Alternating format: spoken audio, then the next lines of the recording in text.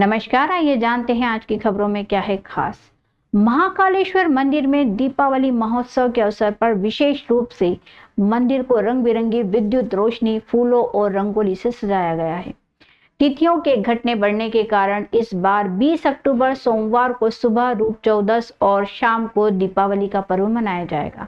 उज्जैन के महाकाल मंदिर में सभी त्योहारों को देश भर में सबसे पहले मनाने की परंपरा है। इसी परंपरा के तहत सुबह भस्म आरती के दौरान रूप चौदस पर भगवान महाकाल का गर्म जल से स्नान कराया गया। इसके बाद पुजारी परिवार की महिलाएं भगवान को उपटन लगाएंगी और फुलझड़ी जलाकर दीपावली उत्सव की शुरुआत की जाएगी। रूप चौदस के अवसर पर वर्ष में केवल एक बार पुजारी पुरोहित परिवार की महिलाएं इस विशेष श्रृंगार में शामिल होती हैं और बाबा महाकाल का रूप निखारती हैं। इस दिन महिलाओं को भी यह अवसर मिलता है जिसमें वे सुगंधित द्रव्यों से बाबा के लिए उपटन तैयार करती हैं। इसके बाद विशेष कर्पूर आरती होती है जो केवल महिलाएं ही संपन्न करती हैं।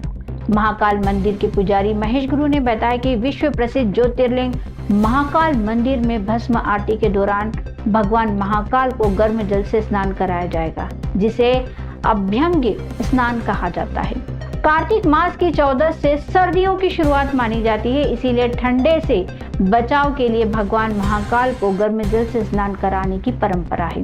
अब ठंड के दिनों में प्रतिदिन भगवान का स्नान गर्म जल से कराया जाएगा। ये क्रम महाशिवरात्रि तक जारी रहेगा। रोशनी के इस पर्व पर सोमवार तड़के 4 बजे भस्म आरती के दौरान पुजारी परिवार की महिलाओं द्वारा भगवान महाकाल को केसर, चंदन, इत्र, खस और सफेद तिल का उपटन लगाया जाएगा।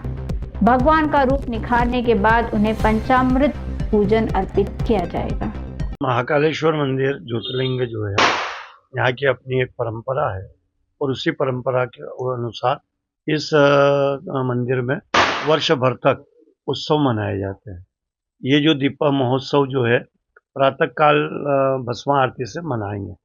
हमारे यहाँ एक परंपरा है, चतुर्दशी जो पर्व आता है तो दीपावली के एक दिन पूर्व भगवान महाकालेश्वर जी का रूप निखारा जाता है, उपटन बनाया जाता है और उस उपटन लगाकर और भगवान को गर्म जल से स्नान और फिर श्रृंगार और कपूर आरती ये पुजारी परिवार की महिला करती है।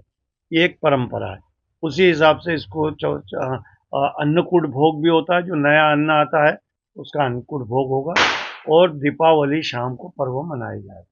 और इन सभी आरतियों में फुलझड़ी वगैरह जो होती है परंपरा अनुसार जलाई जाती है और इसी दिन से रूप चौदस से ही भगवान को गर्म जल से स्नान प्रारंभ होंगे, जो सतत 4 माह तक गर्म जल से स्नान कराया जाएगा।